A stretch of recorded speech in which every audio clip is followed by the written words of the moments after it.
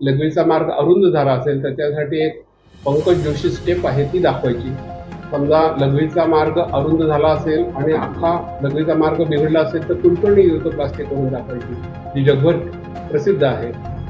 नवीन जी neurologist तयार असतात, residents असतात, न्यूरोलॉजिस्ट असतात, ते भारतातले असू देत किंवा परदेशी असू देत, त्यांना आम्ही शिक्षण द्यायचं काम करत आलेलो आहोत आणि त्या शिक्षण नुसतं पुस्तकी नसून ॲक्च्युली सर्जरी करताना ते त्यांना बघायला मिळतं. रिकन्स्ट्रक्टिव्ह न्यूरोलॉजी म्हणजे मूत्रमार्गातील जे अडथळे आहेत ते दुरुस्त करण्याचे ऑपरेशन्स करायचं सेंटर 1995 साली भारतात पहिल्यांदा चालू केलं. अशा प्रकारची कार्यशाळा म्हणजे वर्कशॉप हे पुण्यामधनं आमच्या हॉस्पिटलमधून बंटारा भवन ऑडिटोरियम आहे सांगता 0.8 किलोमीटरवर, तिथं आम्ही करणार आहोत.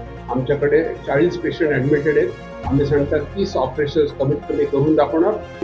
न्यूयॉर्कचे डॉक्टर ली झाओ म्हणून प्रसिद्ध रिकन्स्ट्रक्टिव्ह न्यूरोलॉजिस्ट भारतात पहिल्यांदा येतात. प्रोफेसर अँथनी किंवा टोनी मंडी हे जगातले सगळ्यात निष्णात हे रिकन्स्ट्रक्टिव्ह न्यूरोलॉजिस्ट समजले जातात.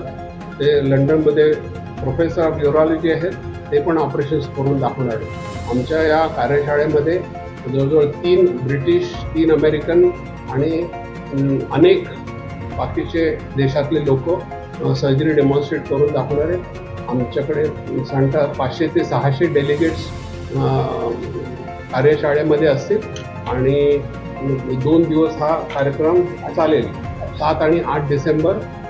या कार्यशाळेचा उद्देश आहे की भारताची लोकसंख्या जवळजवळ 140 कोटी आहे आणि हा रोग म्हणजे लघवीच्या मार्गाचे अडथळे हे दूर करण्याचं काम भारतभर सगळ्या लोकांना करता यावं म्हणून ही लाईव्ह सर्जरी वर्कशॉप आम्ही पुण्यामध्ये अरेंज केलेलं आहे. आणि त्यातली 4 ऑपरेशन्स ही रोबोटिक रिकन्स्ट्रक्टिव्ह सर्जरी आहेत.